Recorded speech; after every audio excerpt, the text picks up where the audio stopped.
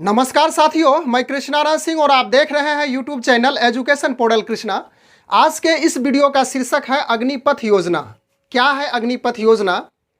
अग्निवीर कौन है? अग्निवीर बनने के लिए इसकी क्राइटेरिया यानी कि मानदंड यानी कि योग्यता क्या निर्धारित किया गया है, इनकी सैलरी यानी कि इसकी जो सैलरी है यानी कि इनका जो वेतन है क्या है, कितने समय के लिए यह चुने जाएंगे, कितने समय के लिए इसकी नौकरी होगी अग्निवीर की, इत्यादि बिंदुओं पे हम लोग चर्चा करेंगे।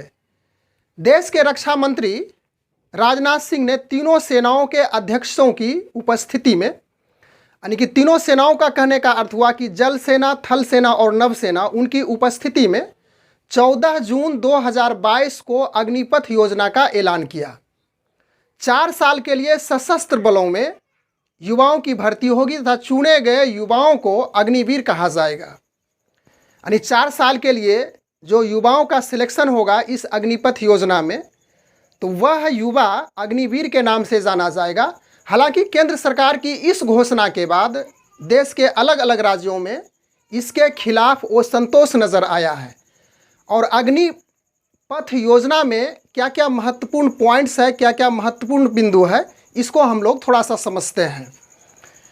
इसका मानदंड यानी कि क्राइटेरिया इस प्रकार से निर्धारित किया गया है। अग्निवीर के लिए जो अग्निवीर बनेगा उसकी उम्र सीमा 17.5 साल से 21 साल निर्धारित किया गया है। हालांकि इस उम्र में कुछ बढ़ाने की बात चल रही है, बढ़ाई जाएगी तो हम लोग समझ जाएंगे, समाचार पत्र के माध्यम से जान जाएंगे। उसके बाद इसमें जो एजुकेशन क्वालिफिकेशन है वह 12वीं पास कहा गया है कि आपको 12वीं पास होनी चाहिए, और वह भी मिनिमम 50% अंकों के साथ, यानी कि 50% अंक के साथ आपको 12वीं पास होनी चाहिए। इसके बाद अगला पॉइंट्स है कि 6 माह की ट्रेनिंग होगी, यानी 6 माह का प्रशिक्षण दिया जाएगा।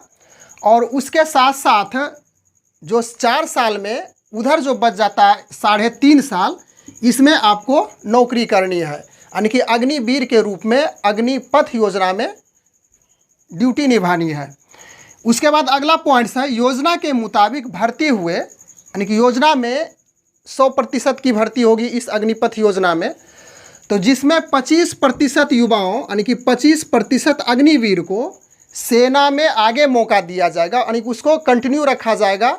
और उसके बाद जो 75% बच जाता है उसे रिटायर कर दिया जाएगा। इसमें कुछ निश्चित मापदंड के द्वारा 100% कर्मवीर में 25% को ही रखा जाएगा, जो उन मानदंडों के अनुसार से, उनके यानी कि जो एक सेना का मानदंड है उसके अनुसार से यदि वह खरा उतरते हैं तो उसमें से 25% को ही रखा जाएगा, और 75% को 4 साल के बाद उसे उस नौकरी से हटा दिया जाए, यानी कि रिटायर हो जाएगा। इसका अगला पॉइंट है कि 4 साल के रिटायर के बाद, यानी कि जब वह रिटायर कर जाएंगे तो उसे अन्य प्रकार की डिग्री, अन्य प्रकार के ट्रेनिंग के तहत जो बीच में चलेगा, चाहे वह जो भी हो, खुला विश्वविद्यालय हो, जिस प्रकार से हो, तो उसे ट्रेनिंग दी जाएगी और उसे कुछ सर्टिफिकेट भी प्राप्त हो जाएगा। फिर आगे है वर्तमान में सेना के जो मेडिकल और फिजिकल स्टैंडर्ड हैं वही मान होगा। इसमें भर्ती की जो प्रोसेस है, जिस प्रकार से पहले आर्मी में भर्ती होती है, यानी कि सेना में भर्ती के लिए जो स्टैंडर्ड, जो मेडिकल, जो फिजिकल अपनाया जाता है कि उतना चाहिए, उसी के आधार पे इसमें भर्ती होगी अग्निपथ योजना में। अगला पॉइंट है सेवानिवृत्ति। अग्निवीरों को, यानी कि जब वह अग्निवीर सेवानिवृत्त होंगे, यानी कि रिटायर होंगे, तो वैसी स्थिति में राज्य, पब्लिक सेक्टर, फिर अंडरटेकिंग मंत्रालयों में नौकरी में प्राथमिकता, यानी कि अपॉर्चुनिटी उसको सबसे पहले दी जाएगी।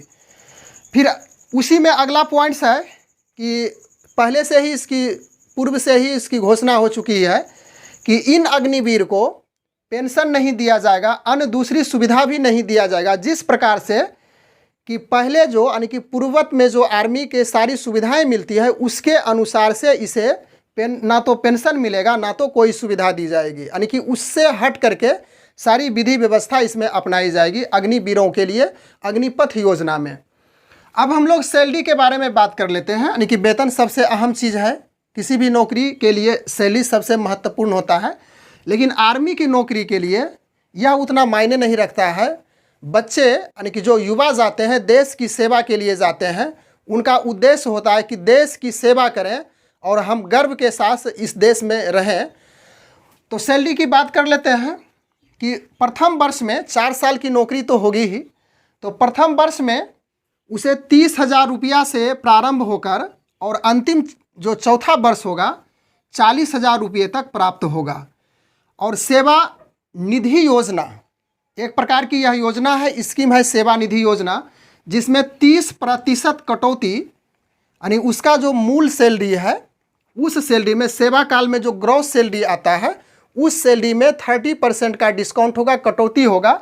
और कटौती होने के बाद उतना ही जितना कटौती होकर के होता है, सपोज कीजिए कि 9,000 रुपया होता है तो 9,000 रुपया सरकार भी देगी और सभी को ऐड करके बाद में फिर वह राशि प्राप्त हो जाएगी। तो यही इस पॉइंट्स में कहना है कि सेवा निधि योजना के तहत 30% कटौती तथा इतना ही सरकार देगी। उसके बाद आगे है कि अंत में 10 से 12 लाख मिलेगा, यानी कि अंततः 4 साल के बाद सेवानिवृत्ति होने के बाद 10 से 12 लाख के बीच में राशि मिलेगी और वह राशि टैक्स फ्री यानी कि इनकम टैक्स का जो चलता है स्कीम योजना उससे वह स्वतंत्र होगा, फ्री होगा। अब हम लोग इस सैलरी स्ट्रक्चर की सहायता से सैलरी को समझते हैं, ज़्यादा स्पष्टता हो जाएगी।